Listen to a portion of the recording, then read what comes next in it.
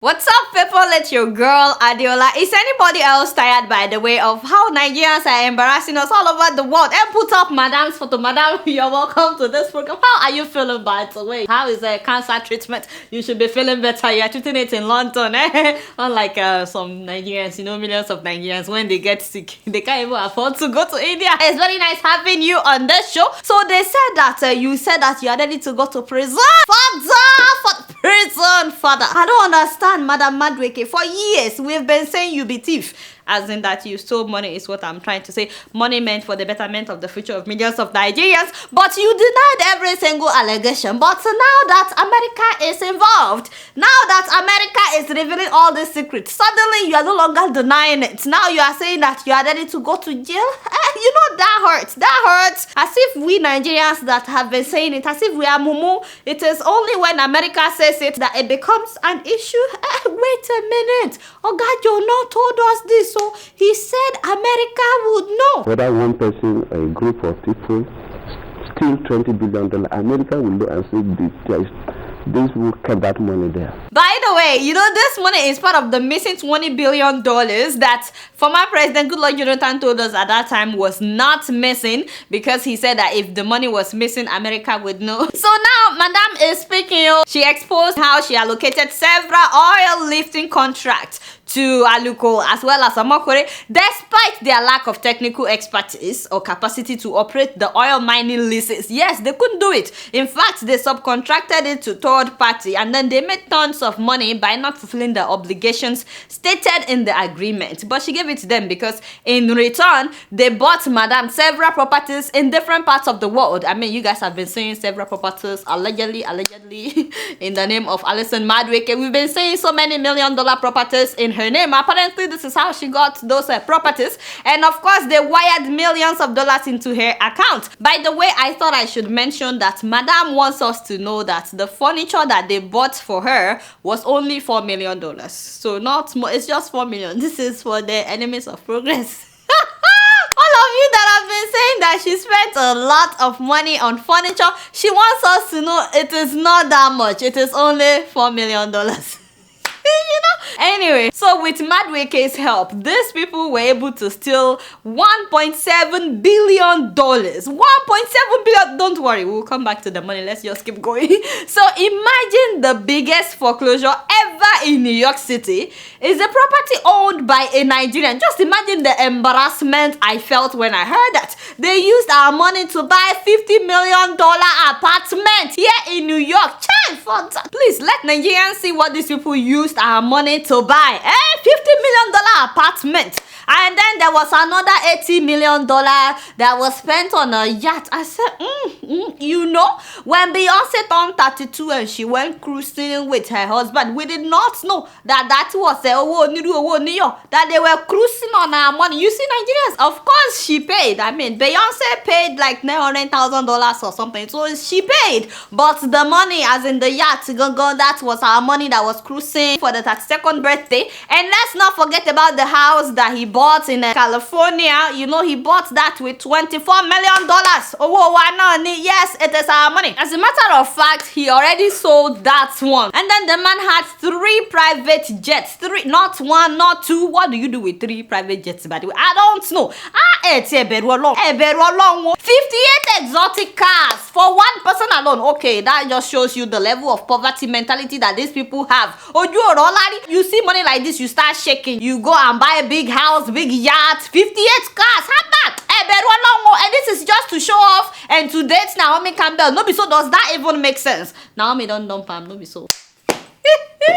Naomi don't dump him. She don't move on to somebody else. You see, this is how these people let models take our money. But it pains me because I always think about what this money would have done in Nigeria. You guys remember that beautiful airport in Zimbabwe that I've been showing you for some time now? Victoria Falls Airport was built with $150 million. Father, 150. I mean, think of how many of that we would have now in Nigeria. 11 of such airports would be in different places now in Nigeria. In fact, forget about Zimbabwe. Are you guys familiar with the Enfidha International Airport in Tunisia that was built from 2007 to 2009? They spent $520 million between 2007 and 2009 to build that airport. $520 million. That means that with this money that these people stole, at least we would have 3 of such airports in Nigeria. It's a very beautiful airport, very efficient. I mean, the Cape Town International Airport in South Africa was renovated and expanded in order to look as good as it is right now with $138 million. Just $138 million.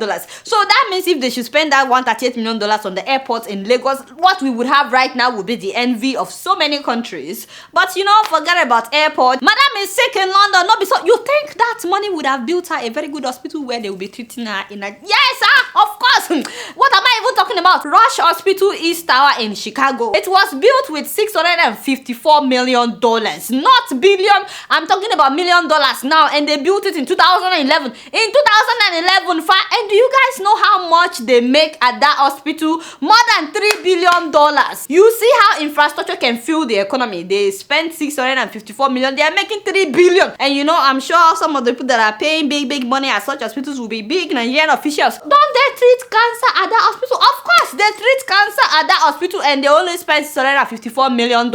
And guess what? They have 8,436 employees. I'm just saying that so many people would have nice jobs today in Nigeria. And what about that hospital in Texas? Yes, the Texas Children's Pavilion for Women. That hospital was built for $575 million. So $575 million. And this was between 2007 and 2012. Only $575 million was the building cost for this really nice hospital. And these people stole almost $2 billion.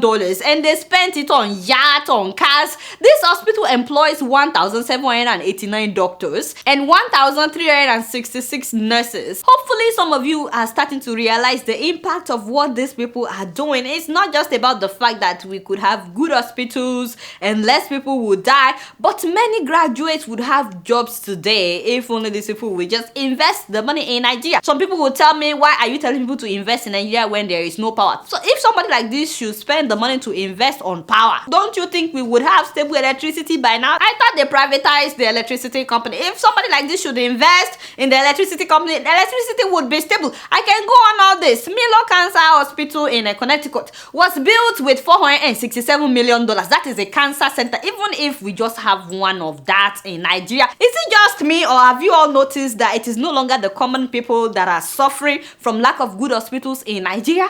Don't you guys see celebrities, Nigerian celebrities on social media asking for funds for them to go to India, for them to go to Dubai for treatment? Have you guys not been seeing it? Instead, these people are spending this money buying houses in America. Now, the truth is, as much as we like to crucify government officials and big people for robbing the future of our children in Nigeria, even the common people are corrupt. As in, this corruption thing is not everywhere. I'm sure you guys have seen the story of the lady at ShopRite, the one that stole 554 million naira from customers within 1 month. I mean, how? How is it possible? A sales girl, Miriam Mufutao. Auntie Moria. Hey, you don't have her photo. Auntie Moria, hey. Within 1 month of getting a job as a cashier at a ShopRite, within 1 month of resuming for her job, this girl bought her own POS, so she would swipe customers' cards on it. So instead of the money going into ShopRite's account, it was going into her account. Nigerians, why are we like this? Why? You see, I fear Nigerians. I fear Nigerians. So politicians are robbing us left and right, and now common people are also robbing people. How about even a sales girl stole 554 million in 1 month? In 1 month, what was successful? You would think that she would have stopped after 1 or 2 million or 10 million. Now, like, she had to go on 554 million until she got caught. Of course, the girl will go to prison for stealing the money. Although she stole a lot of money, don't get me wrong, but I know some people that have stolen billions of dollars and they are not going anywhere. Just think of all the hospitals, the airports we would have today, how advanced Nigeria would have been if not for these thieves. It's so clear that the government has failed us in Nigeria. You would think that by now some non-profit organizations will come together, even if it's just to build one badass hospital, just one that the whole world will be talking about and say, just one good hospital of amazing standard, at least the 1 billion that we spend every year on medical tourism, at least that would now be invested back into the Nigerian economy, you know, because once we have at least one very, very good hospital, trust me, the federal hospitals, they will feel the competition and they would improve. But another thing I found really interesting is the fact that the US did not say anything for years, all this while, when these people were buying the yacht, when they were buying the apartments in New York, when they were wiring the money into America, and they did not say anything. They've been pumping this money into the American economy. They didn't say anything. It is now that America is talking. I want to know what you guys think. So they have money in America, in UK and Switzerland. Do you think that the US or UK or Switzerland should return the money that had been looted? And do you think they will return it? And if they should return the money to the Nigerian government, what do you think would happen? I want to know what you guys think. But again, you guys still don't know much. Guess what? I'm just keeping it real.